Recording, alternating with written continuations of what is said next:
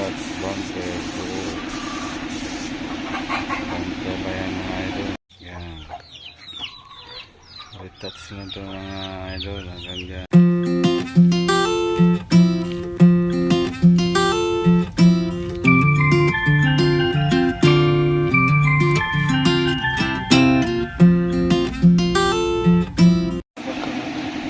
Pag isang patong lang, lalo ganyan, hindi mahinang buga.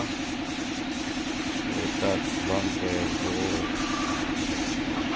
bumper ba yan mga idol?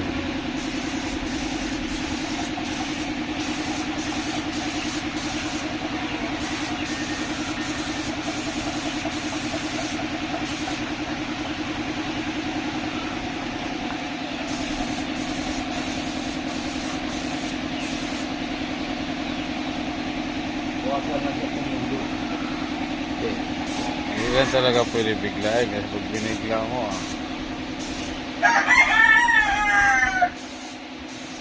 careful talagang kukulo yan pag binigla mo.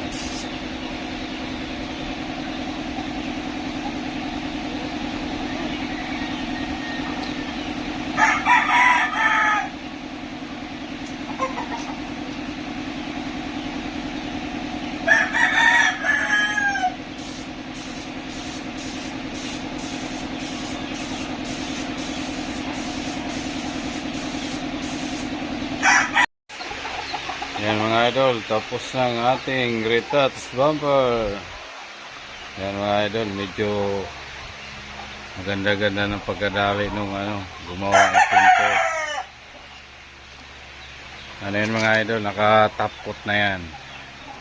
Yan, kaya kung mapapansin nyo, nakikita na yung mukha nyo dito sa pininturahan na bumper. Retouch lang ito mga idol kasi nagtitipid. Yan. Dalawang patong po siya ng top coat kaya ganyan ang itsura niya. Kung siya hindi masilan masyado mga idol, tama na talaga to.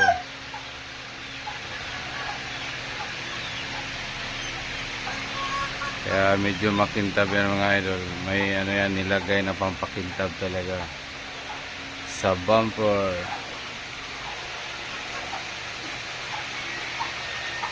Kaya swerte magiging may-ari nito ulit.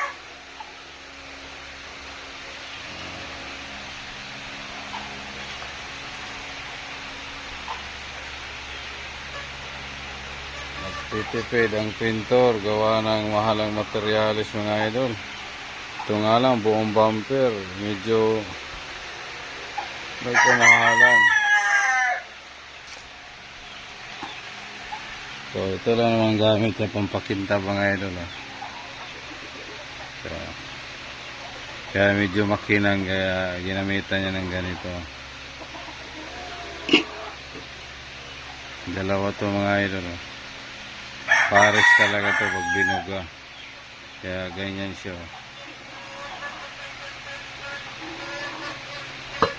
Dalawang siya, top coat.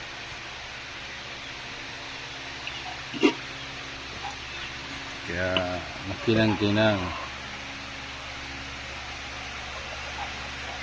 Hanggang ilalim ng mga idol.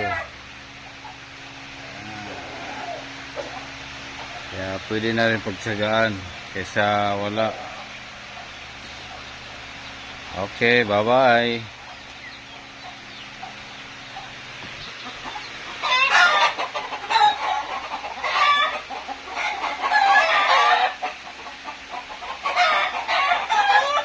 Isuzu Crosswind. Yan. Retouch na ito mga idol hanggang dyan. Yan.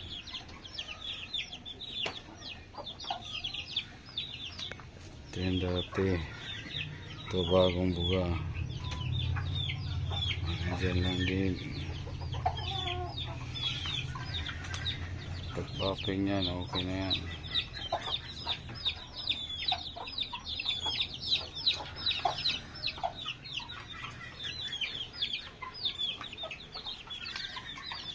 Tayo din naman siya.